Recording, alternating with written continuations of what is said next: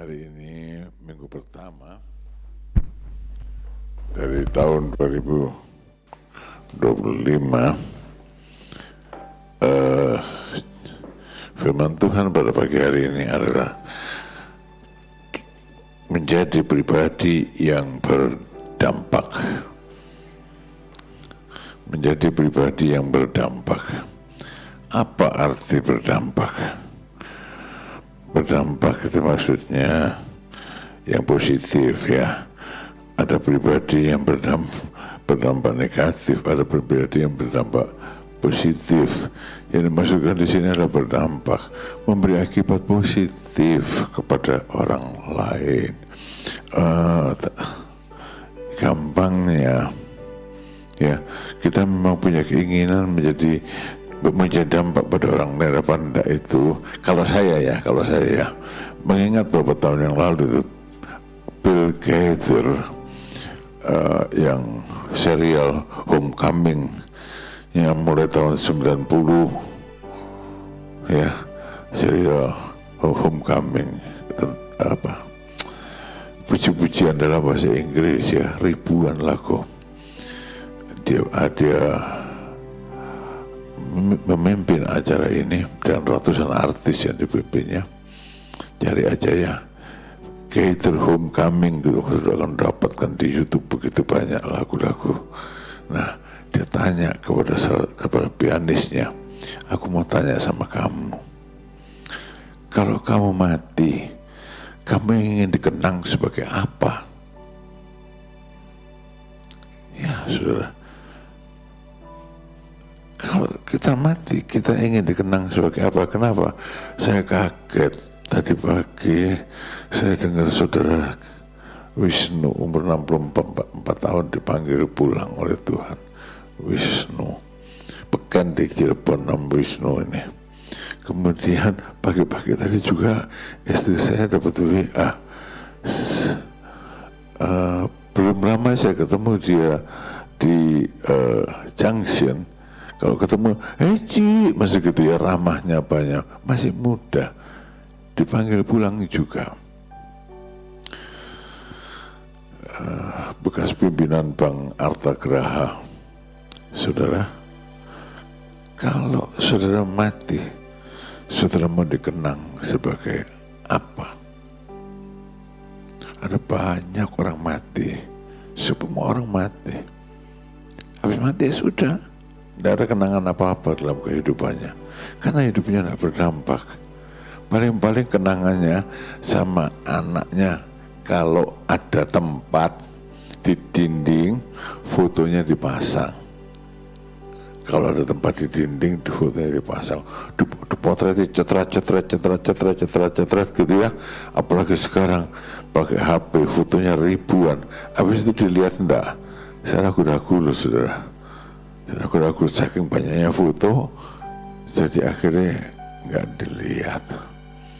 Jadilah pribadi yang berdampak, yang mempunyai kontribusi positif dalam kehidupan orang lain ya.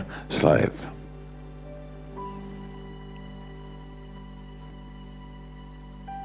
Ya, di dunia ini kita bukanlah pelengkap yang sekedar diciptakan. Ada tujuan mengapa kita diutus ke tengah-tengah dunia, yaitu untuk memiliki kehidupan yang berdampak. Kita ini ada bukan karena kecelakaan, saudara. Ya, ada banyak orang yang punya anak yang tidak diinginkan, tapi anak ini jadi bukan karena kecelakaan, karena ada tangan Tuhan di situ yang menenun dia dari sejak dalam kandungan. Saya dan saudara diinginkan atau tidak diinginkan oleh orang tua, ada bukan karena kecelakaan, lahir dalam rencana Tuhan untuk menjadi pribadi yang berdampak kepada orang lain. Nah, dari Yosua kita belajar mempersiapkan diri meskipun sudah tua. ya, melaksanakan misi menjadi pribadi yang berdampak meskipun sudah tua. Saudara tahu nggak, Yosua itu waktu dia keluar dari tanah Mesir, umurnya sudah 39 atau 40 tahun. Ya, umurnya kurang lebih 39 atau 40 tahun. Kemudian 40 tahun kemudian umurnya 80. Dia dikasih tugas oleh Tuhan untuk memimpin bangsa Israel masuk tanah Kanaan. Setelah bilang, orang dulu kan umurnya panjang-panjang. Siapa bilang? Hampir semua orang dulu umurnya pendek. Jarang yang umurnya panjang. Kalau nggak percaya, pakai matematik. Kusnadi ini pintar matematik ya. Hitung, Raja Israel rata-rata matinya umur berapa? Nah, Raja Israel itu matinya umur berapa? Ya, Daud itu umur 70 sudah panjang. Ya, Salomo itu mati umur 57. Pendek-pendek umur orang zaman dulu itu. Jadi 80 itu panjang. 80 dikasih tugas. 80 tahun dikasih tugas. Nah, bagaimana bisa? Mari kita belajar dari Yosua. Jadilah pribadi yang berdampak.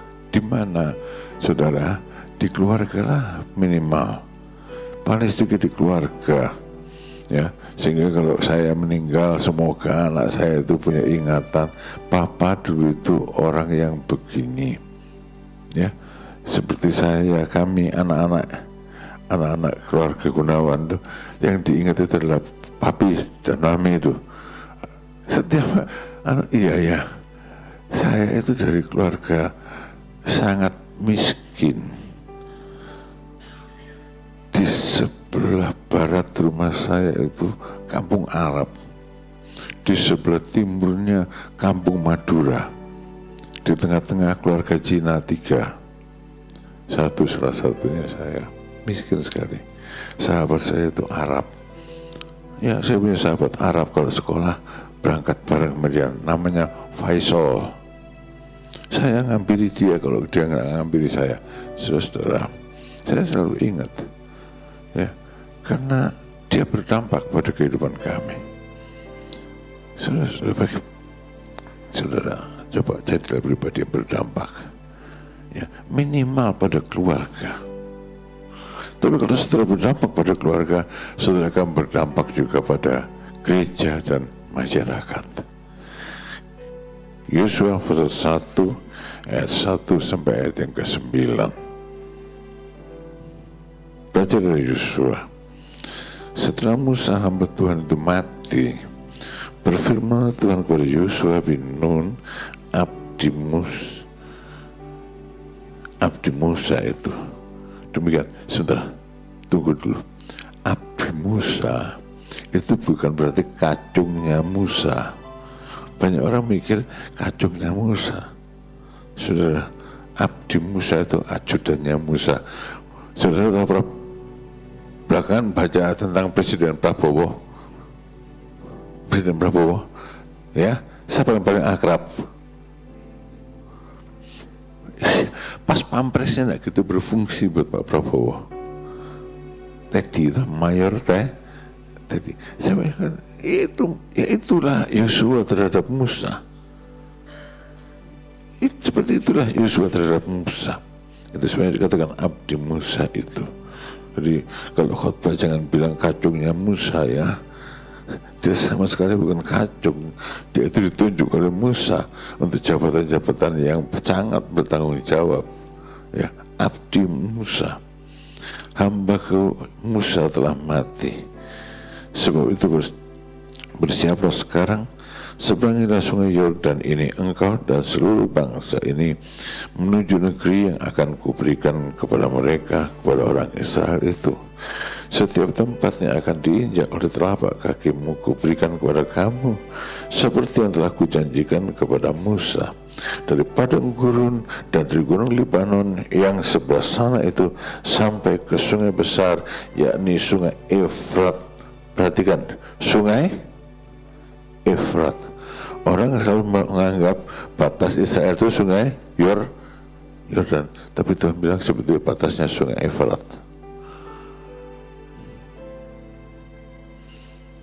Seluruh tanah orang Het sampai ke laut besar itu, laut besar, laut tengah, di sebelah matahari terbenam, semuanya itu akan menjadi daerahmu. Seorang pun tidak akan dapat bertahan menghadapi engkau seumur hidupmu.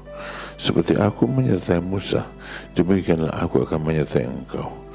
Aku tidak akan membiarkan engkau dan tidak akan meninggalkan engkau.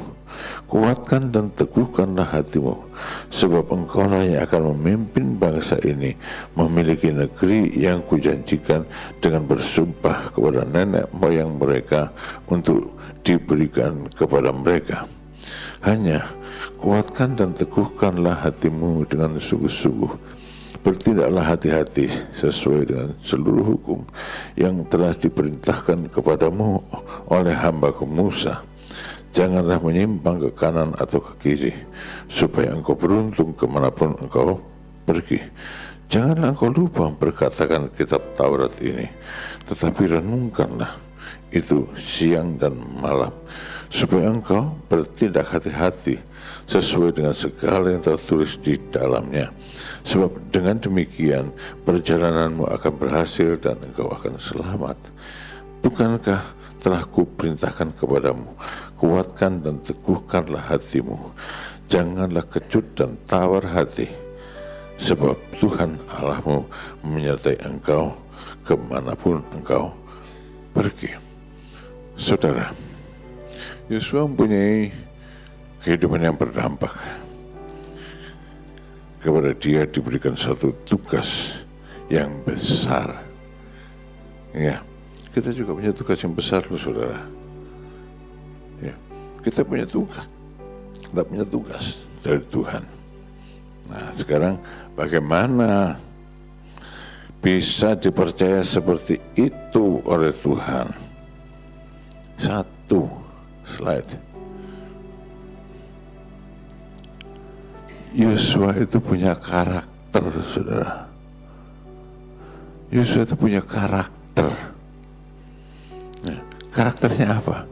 Yosua itu setia, cakap, dan beriman. Ya. Dari mana datangnya karakter? Dari keputusan.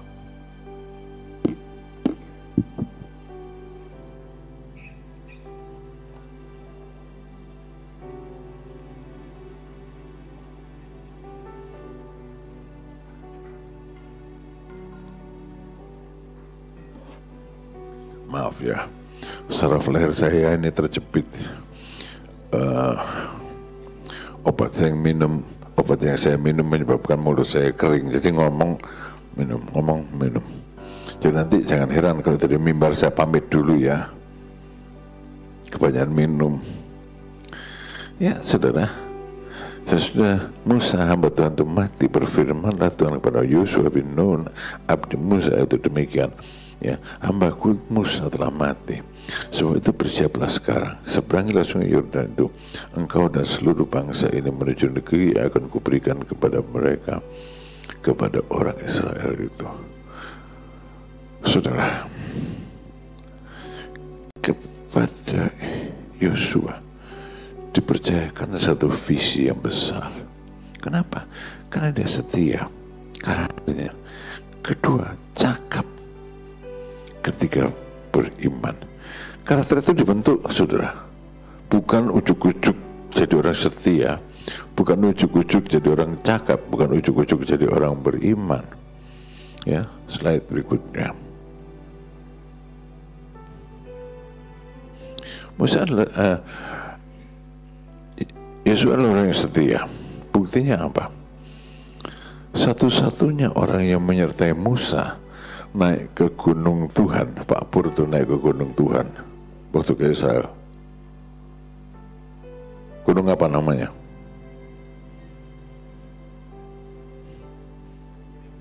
Gunung apa?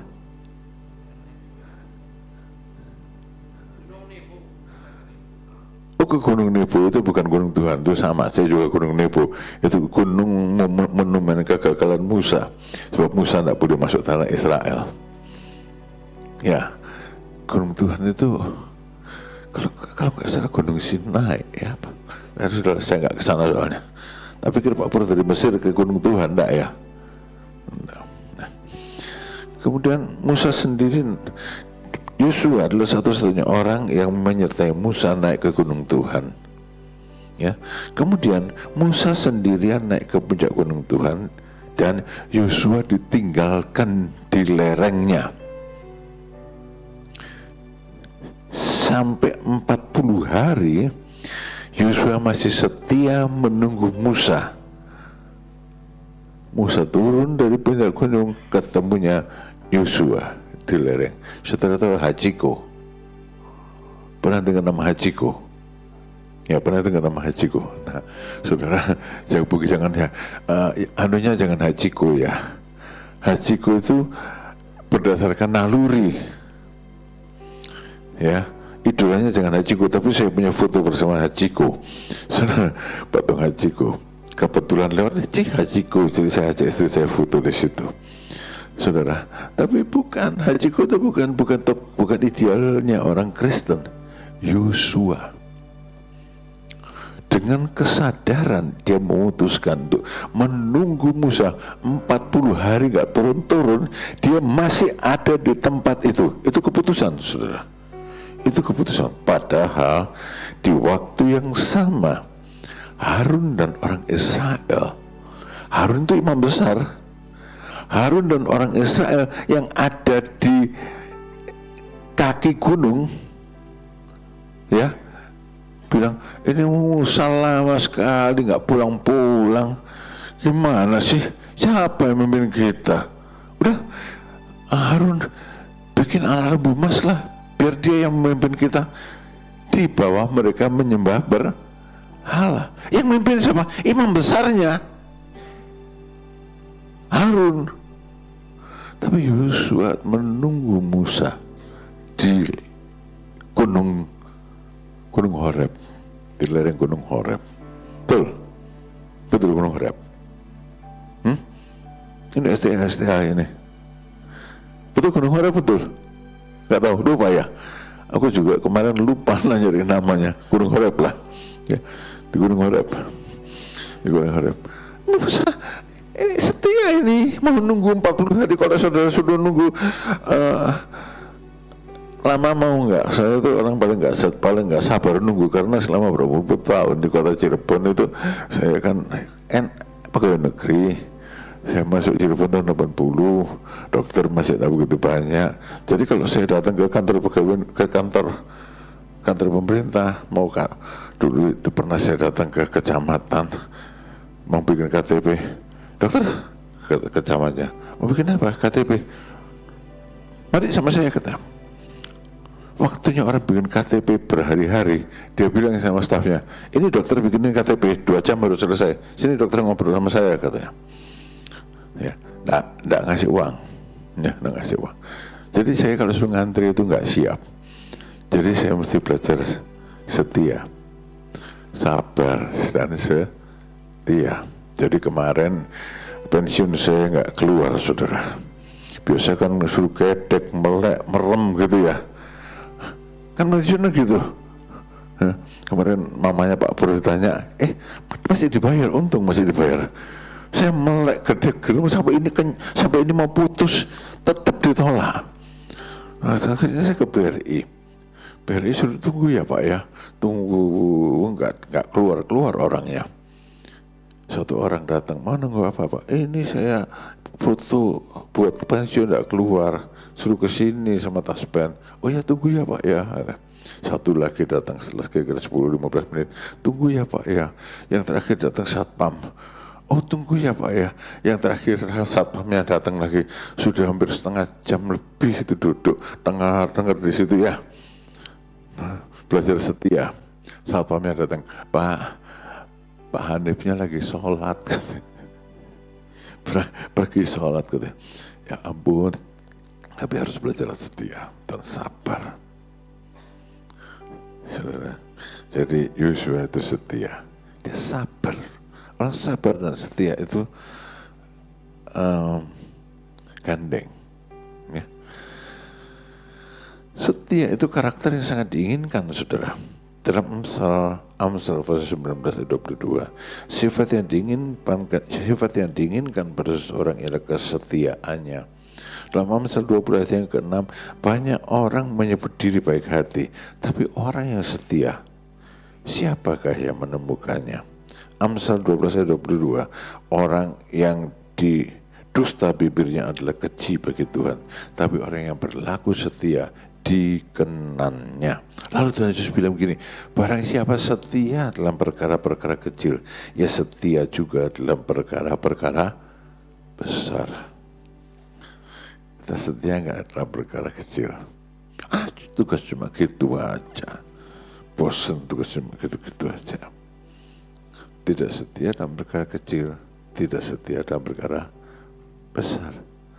Yosua setia, maka kepada dia dipercayakan sesuatu yang besar, kehidupannya menjadi berdampak. Kemarin saya ngomong sama istri saya gini, oh orang itu baik, tapi kalau disuruh-suruh itu terutama berkaitan dengan uang, tidak pernah ada perhitungannya, katanya. Maksudnya, ya kalau gak ditanya dia tidak bilang, lebih kurang, kalau kurang bilang, lebih gak bilang. Kalau kita tuh gak ditanya, ya sudah diselem, tidak setia. Ya, kalau lebih pasti minta. Kalau lebih pasti diem. Kalau kurang pasti minta. Saudara-saudara, ini bukan pribadi yang setia, tidak dapat dipercaya. Yosua setia, dan itu dibentuk dari hal-hal yang kecil. Lanjut. Kedua, Yosua itu cakap. Kita seringkali, orang Kristen seringkali salah paham tentang Musa. Musa itu pangeran di Mesir.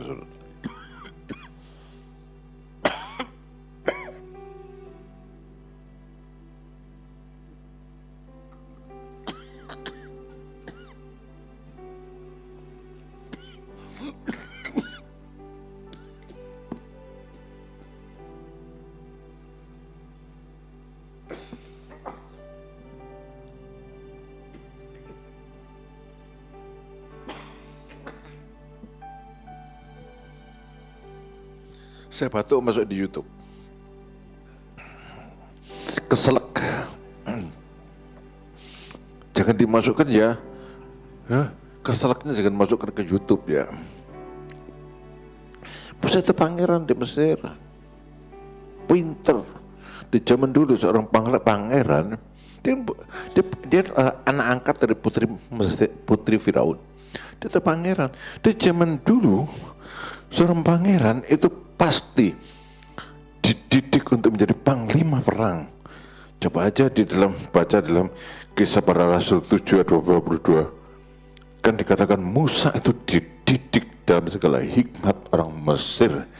Dan dalam Keluaran dikatakan Musa itu sangat dihormati di Mesir. Nah, dia bilang sama istri saya, dalam Keluaran kan dikatakan gini, Musa itu sangat dihormati di Mesir, keluar masuk istana Mesir itu bebas saja. Kenapa? Karena Firaun itu kokonya. Kita pernah bayangkan nggak? Kalau yang jadi Firaun di Mesir pada zaman Musa itu sebetulnya adalah saudara angkat Musa. Kan yang pada Firaun tua yang membunuh Musa sudah mati.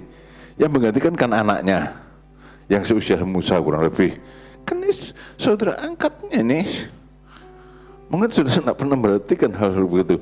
Jadi keseringan baca Alkitab, jadi akhirnya hal begitu saya baca, perhatikan, loh ini kan kokonya sendiri, kalau bukan dedeknya gitu. Saudara, Yosua ini orang hebat, tapi lebih hebat lagi Yosua. Kenapa? Pada waktu mereka keluar dari Mesir, Yosua itu umurnya hampir 40 tahun. Budak toh? kurang lebih 1 atau 2 bulan setelah keluar dari Mesir, di Rafidim, belum sampai 2 bulan. Karena 2 bulan itu mereka sampai ke Gunung Horeb, Gunung Sinai. Belum sampai 2 bulan. Musa sudah menugaskan Yosua untuk jadi panglima perang. Siapa yang ngajari? Ya Musa. Tapi Yosuanya cakap. Musa menugaskan Yosua menjadi komandan panglima dalam peperangan melawan bangsa Amalek. Dan menang dengan dukungan doa dari Musa. Cakap. Istilahnya, kalau diajari sekali, ngerti. Apa yang menyebabkan kemajuan dari bangsa-bangsa yang sekarang maju? Diajari sekali itu ngerti. Nggak perlu diulangi sampai 3-4 kali. Apa tadi? Karena nggak fokus. Orang cakap itu fokus. Bayangin, baca dalam Alkitab kalau saya salah paham. Dia kan dari antara dari Mesir sampai ke Gunung Sinai itu 2 bulan. Di Rafidim, belum Gunung Sinai, itu Yosua jadi panglima melawan orang Amalek, bangsa yang suka perang. Dari budak. Kenapa bisa? Karena dia cakap. Ya. Dan perlu sekali dukungan doa. Ya, dukungan doa dari Musa itu sangat menentukan.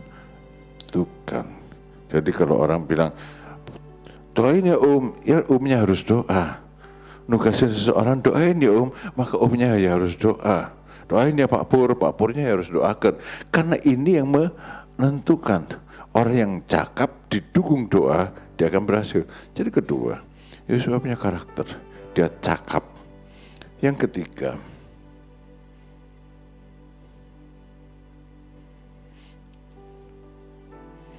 Yosua itu imannya teguh. Gini, saudara, Musa itu mendirikan kemah pertemuan di luar perkemahan Israel. Di situ Musa bertemu dengan Tuhan, dan di tempat itu orang Israel datang untuk menanyakan masalah mereka, untuk menanyakan kehendak Tuhan, untuk mencari Tuhan. Satu-satunya orang yang tidak pernah pergi meninggalkan kemah ini, kemah pertemuan tempat orang Israel menemui Tuhan, itu Yosua. Baca saja dalam Keluaran 33 ayat yang ke-11. Ya. Tetapi abdinya Yosua bin Nun, ya seorang yang masih muda, umur 40 itu kan masih muda, belum engkong-engkong, ya. Tidaklah meninggalkan kemah itu. Artinya terus berada di hadirat Tuhan. Kenapa? Karena dia beriman. Itu bukan berarti nanti saudara waktu Jumat kerja pulang, saudara nak pulang duduk aja denger-denger di sini ya. Ya, kan sekarang situasinya beda. Saudara bisa di hadirat Tuhan, di rumah, di mobil, di angkot, dimanapun juga asal pikiran saudara tertuju kepada Tuhan. Yosua. Dalam Bilangan 13 diceritakan Musa mengutus 12 orang pengintai. Waktu itu sudah 2 tahun keluar dari tanah Mesir sampai di perbatasan tanah Kanaan. Tinggal masuk cung gitu, masuk wis. Musa mengirim 12 pengintai. Saudara, 10 pengintai bilang, mustahil, tidak bisa. Kamu kalau masuk mati, bantai. Sudah jangan masuk, kita kembali ke Mesir. Yosua dan Kaleb bilang, maju dalam nama Tuhan, kita akan menang. Kenapa? Yosua itu beriman. Itu karakter, saudara. Setia, cakap, dan beriman. Di tangan orang yang seperti ini pasti keberhasilan, toh? Di tangan orang yang setia, cakap, dan beriman, pasti berhasil, saudara. Pasti berhasil. Nah, kemudian slide berikutnya. tiga hal ini sudah dimiliki, tapi belum cukup untuk menjadi pribadi yang berdampak. Dia harus mantap dalam persiapan. Ya, sudah Musa mati, sudah Musa hamba Tuhan itu mati. Berfirmanlah Tuhan kepada Yosua bin Nun abdi Musa itu demikian, hambaku Musa telah mati. Sebab itu bersiaplah sekarang, seberangilah sungai Yordan ini, engkau dan seluruh bangsa ini menuju negeri yang akan kuberikan kepada mereka, kepada orang banyak itu. Saudara, persiapannya Yosua berapa? 40 tahun. Persiapannya Musa sendiri berapa? 40 tahun. 40 tahun. Ada masa-masa persiapan, ojo susu-susu, saudara. Ya, meskipun sudah setia, sudah cakap ini pinter nih, IQ-nya 230. Ya, mungkin ada nggak tahu saya orang IQ-nya 230 ya. Terus beriman, ada persiapan masa-masa di mana orang belajar. Ya, dan Yosua itu bersiap. Baru setelah Musa mati, dia dipercaya. Ya. Persiapan itu apa? Ya belajarlah. Persiapan yang bisa kita lakukan meningkatkan pengetahuan dengan tekun belajar. Kita juga perlu update skill, mengasah keterampilan melakukan sesuatu. Persiapan juga bisa dilakukan dengan kemampuan adaptasi, menyesuaikan diri dengan situasi. Perlu persiapan, saudara. Dunia ini berubah. Ya, kita hamba-hamba Tuhan, saudara, orang tua, ingat, ya, kita perlu menambah kemampuan kita. Kalau dulu kan nulis, ya, sekarang sudah nggak zamannya nulis, zamannya notol. Notol sudah ditinggalkan, sekarang zamannya gesek jadi. Ya, saya kalau nulis di HP kan cepet. Jadi, adik saya tanya, kok cepat sekali ikut perkembangan zaman? Harus dilatih. Cuma hati-hati, dictionary di HP-nya itu kalau ngawur, keluarnya aneh-aneh nanti. Ya, keluarnya aneh-aneh. Jadi kalau saya kirim WA saudara, ini maksudnya apa ini? Itu berarti saya lagi ngelindur. Dictionary-nya jelek, nggak diganti sama saya. Harus ada update skill. Jadi gimana? Ya sekarang sih, ya belajarlah. Kalau saya bilang kepada Pak Pur, hamba Tuhan ini, Pak Lukman, Amos, ya mesti menguasai apa? Ya ini itulah ya, jangan tidak tahu tentang artificial intelligence, dikit-dikit mesti tahu. Dikit-dikit mesti tahu. Terus enggak selesai khotbahnya. Belajar.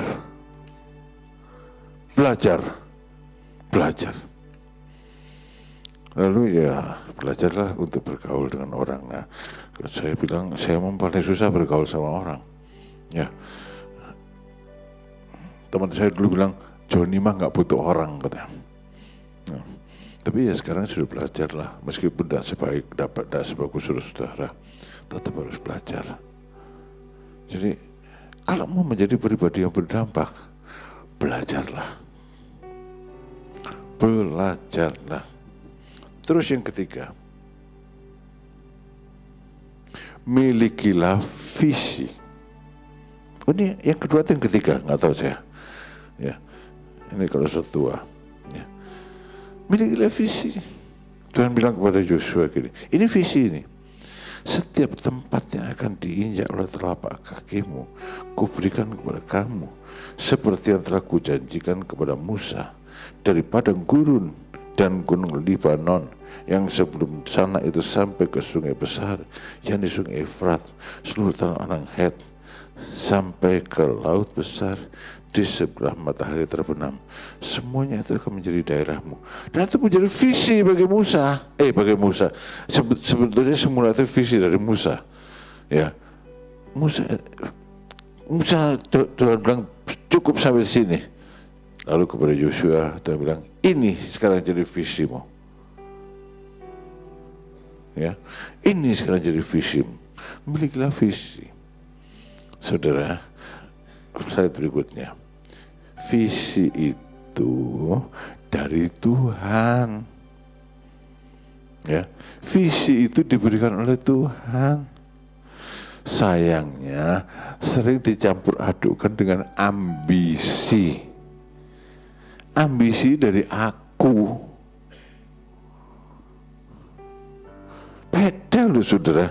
Visi dan ambisi kelihatannya serupa tapi tak sama. Visi kan sesuatu yang besar yang harus kita capai, sesuatu yang lebih harus kita capai, tapi asalnya dari Tuhan. Ambisi dari aku sendiri. Ini saudara yang sudah pernah punya anak atau yang anaknya kecil, kan selalu pikir anaknya nanti mau jadi apa, kemungkinan gitulah ya.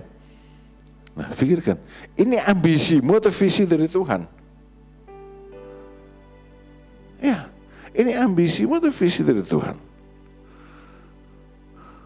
Wah, anak ini mau saya jadikan gini. Nah, tolong dipikir lagi. Ya, itu bukan visi loh. Satu hari ada seorang yang bilang sama saya tuh pengen anak saya tuh sepinter Daniel. Saya itu pengen. Dia berdoa supaya anaknya sepinter Daniel katanya. Ya terserahlah, saya nggak jawab ya. Terus kalau sepinter Daniel mau apa? Yang penting kan gitu. Saudara, ingat ya, kita visi itu berasal dari Tuhan, ambisi itu berasal dari aku, dari daging. Karena itu membagikan visi dari Tuhan itu sulit sekali. Sulit di situ itu ditulisnya gampang. Bagian visi gampang, bagian visi itu sulit. Bagikan ambisi itu gampang. Karena ambisi itu berasal dari daging. Hitler itu, saya punya dulu khotbah-khotbahnya Hitler di tahun 30-an itu. Gereja-gereja di khotbah luar biasa khotbahnya. Fisika, ambisi. Dia bilang, saya berdosa di hadapan Tuhan kalau saya tidak kembalikan ke istilahnya presiden yang sekarang itu Amerika itu apa? Amerika Great Again apa gitu ya? Apa? Hah? Ya pokok gitulah. Itu visi. Ambisi itu. Ambisi itu. Ambisi. Ya. Ya, dan untuk menyampaikan visi itu tidak mudah. Ya. Kalau ambisi gampang. Cocok daging ketemu daging jadi. Tapi kalau visi rohani ketemu daging, kapan jadinya? Contohnya, Tuhan itu memberikan visi kepada Musa untuk membawa orang Israel ke tanah perjanjian. Visi itu begitu jelas. Tapi kan semua orang Israel menolak visi itu kan? Betul? Semua orang Israel menolak visi itu. Berusia 40 tahun sebagai pangeran, gagah, perkasa, menguasai semua ilmu. Kalau orang persilatan bilang Bun Bu Cuan Cai. Tahu nggak Bun Bu Cuan Cai? Nah, jadi ilmu apa namanya? Otak dan fisik itu dikuasai dengan bagus. Dia keluar dan dia coba membela orang Israel, ditolak toh? Sang pangeran lari jadi gembala. Betul. 40 tahun belajar jadi gembala. Baru dia diutus kembali untuk melakukan visi yang semula. Perlu belajar. 40 tahun kemudian Musa kembali ke orang Israel untuk menyampaikan visi dari Tuhan. Kesampaian tidak? Dipahami tidak? Kalau dipahami kan tidak bersungguh-sungguh terus saja di padang gurun ya. Setelah sampai di tepi tanah Kanaan, orang Israel minta apa? Pulang ke Mesir aja lah. Artinya visi dari Musa itu tidak bisa diserap oleh orang Israel. Cuma 2 orang yang bisa menerima visi Musa. Namanya Yosua dan Kaleb. Visi itu susah dipahami, saudara. Tapi orang harus hidup dengan visi. Orang yang hidup dengan visi, dia hidup dalam kehendak Tuhan dan dia berhasil. Musa, ya, orang Israel namanya buat visinya Musa. Kok Musa, Tuhan Yesus juga ditolak? Nih, slide berikutnya. Tuhan Yesus itu 3,5 tahun mengajar. Apa sih yang diajarkan? Tentang keselamatan melalui pengampunan dosa. Percaya kepada dia. Kan gampang, 3,5 tahun. Visinya diterima enggak oleh orang Israel? Kalau diterima dia kan tidak disalibkan. Sampai hari ini juga enggak diterima. Hanya 12 orang yang menerima visinya itu. Dan 12 orang ini kemudian melanjutkan visi Tuhan Yesus, membayar dengan nyawanya. Artinya apa? Membayar dengan nyawanya itu dibunuh matinya, kecuali Yohanes. Visi itu sulit dikomunikasikan. Tapi kalau sudah mau berdampak, harus hidup dengan visi. Di zaman Kaisar Nero, orang pakai nama Nero itu gagah, itu adalah Kaisar. Siapa mau pakai nama Paulus? Tapi sekarang Paulus Purwanto, nggak malu, ya toh? Mau pakai nama Nero. Saya rasa orang nggak mau pakai nama Nero. Yang dinamai Nero siapa sekarang? Ya wis, ya, ya toh? Bukan saya lu yang ngomong, tapi itu benar. Saudara-saudara, visi itu sulit, tapi harus diwujudkan. Bila visi itu berhasil diwujudkan, hasilnya adalah kemuliaan bagi nama Tuhan. Hasilnya adalah damai sejahtera. Tapi kalau ambisi diwujudkan, aku yang hebat, hasilnya kesombongan dan kekacauan. Hasilnya kesombongan dan kekacauan. Lanjut, ini sudah lewat ini. Sebetulnya khotbahnya baru 40 menit, 30 menit lebih lah. Tapi karena ini ada perjamuan kudus ya. Oke, saya lanjut. Kemudian, kalau orang punya visi, untuk menyampaikan visinya itu harus keras kepala. Teguh dalam kekuatan. Ngeyel dalam melaksanakan visinya. Ya, itu Tuhan katakan kepada Yosua, kuatkan dan teguhkan hatimu. Kenapa? Karena dalam melaksanakan visi itu ada tantangan dari luar dan dari dalam. Ini gereja ini saya bilang sama Tuhan, kasih visi baru saya akan mau. Dan Tuhan kasih visi. Salah satu hal adalah menjaga saudara. Sekarang apa jemaat memahami? Hanya beberapa orang yang sebagian besar ngomel lagi. Mesti orang miskin terus, mesti orang sana, jangan ngomong ya, tersinggung nanti mereka. Itu orang sana terus, orang sana terus, orang sana terus. Saudara, kita ini adalah penjaga saudara. Siapa yang perlu dijaga? Yang lemah toh, yang sakit toh, yang gagal toh.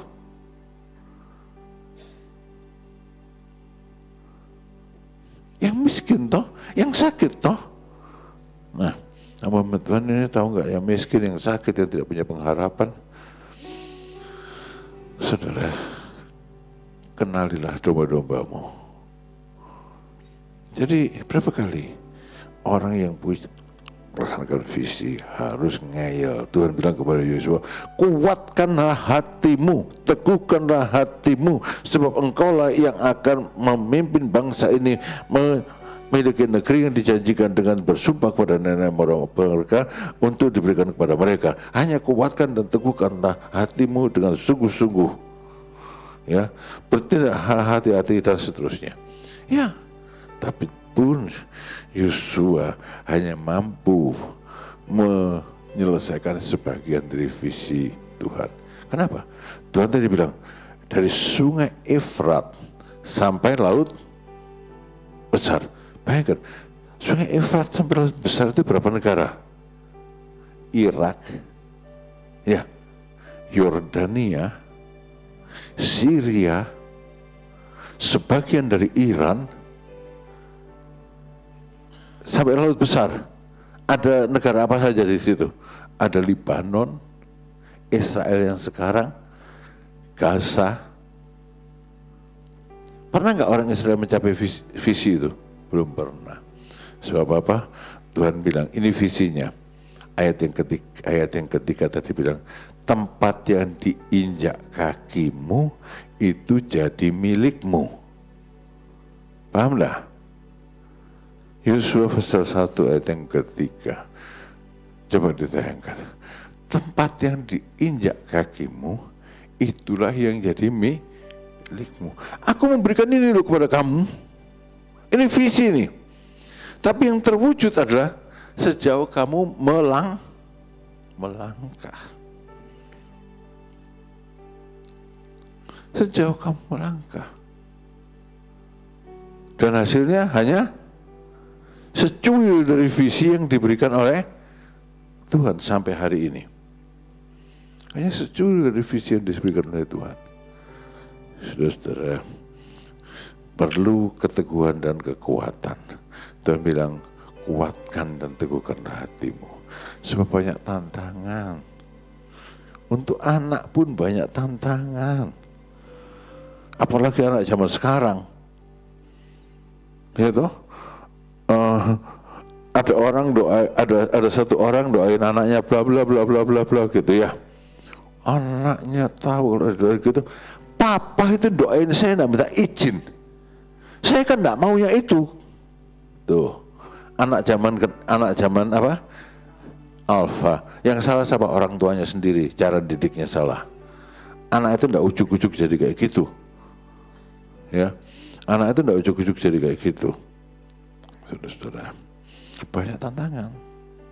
Ya. Milikilah visi untuk keluargamu, untuk anak-anakmu. Tapi bukan berarti semuanya akan mulus. Ya. Nah,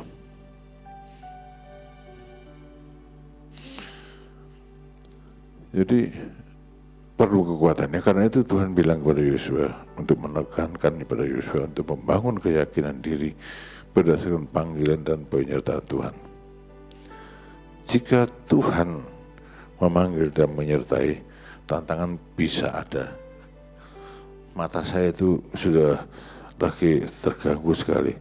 Kalau saya bacanya bisa benar kemarin, maka saya tulisnya tantangan pasti ada. Tetapi kemenangan jadi bagian kita. Perlu keras kepala untuk meluncurkan visi dari Tuhan. Saya lanjutkan. Dan yang terakhir, berakar dalam firman. Yosua diminta Tuhan untuk menjadikan firman Tuhan sebagai dasar hidup pribadi dan bangsanya. Janganlah engkau lupa memperkatakan kitab Taurat ini. Sebab pada waktu itu Yosua cuma punya kitab Kejadian, Keluaran, Imamat, Bilangan, dan Ulangan. Itu kitab Taurat.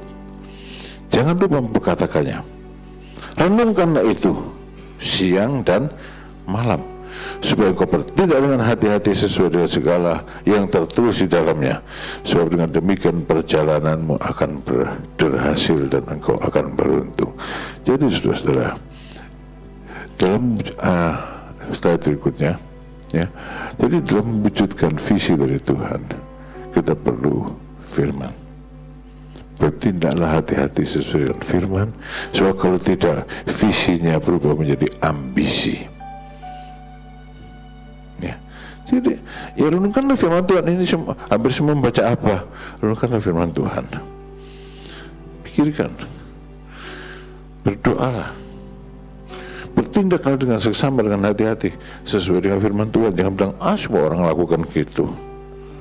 Ya, sesuai dengan firman Tuhan. Maka hasilnya perjalanan berhasil. Perjalanan berhasil. dan kehidupanmu beruntung. Nah, saya nggak tahu visi yang ada pada untuk saudara sebetulnya. Saya nggak tahu, tapi pasti ada. Di mana? Di hati Tuhan. Di hati Tuhan. Gimana caranya? Ya belajarlah kayak Yosua tadi. Jadilah orang yang setia, cakap, ya,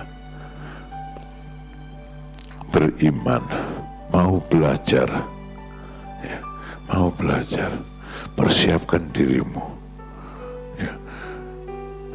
Pasti satu hari Tuhan akan berikan kepada kita, pada saudara, satu visi. Saya tua, mana bisa. Yosua itu umur 80 waktu terima visi dari Tuhan. Ya, Yosua umur 80 waktu terima visi dari Tuhan. Jangan dikira orang tua tidak bisa. Sudah tahu nggak? Ada janji khusus bagi orang tua tentang Roh Kudus. Orang-orangmu yang tua, anak-anak akan menerima nubuat, akan bla bla bla bla gitu ya. Tapi karena saya tua, saya juga perhatikan yang orang tua. Orang-orangmu yang tua akan mendapatkan mimpi tentang masa depan. Mimpi. Orang tua masih punya masa depan, masih saudara. Masih. Ini yang paling tua hari ini Khotib Chan. Masih punya masa depan.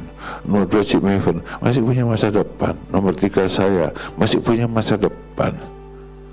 Milikilah visi dari Tuhan. Jangan biarkan tahun ini lalu dengan ya wis tua lama apa gitu ya. Wong umur 80 aja bisa. Apalagi yang umur 60, apalagi umur 50. Ya. Doa cepat ya, doa cepat ya. Cepat jadilah orang yang setia, cakap. Cepat jadilah orang yang beriman. Soalnya siapa tahu umurnya cuma 64 tahun. Kan enggak tahu tuh. Ya, siapa tahu umurnya cuma 60 tahun. Tapi sehari pun itu berharga. Jadikan tahun 2025 tahun yang terbaik bagi saudara. Sebab saudara hidup dalam visi yang dari Tuhan. Tuhan berkati. Sekarang kita akan masuk dalam perjamuan kudus. Mari saya undang saudara yang melayani perjamuan kudus untuk maju ke depan.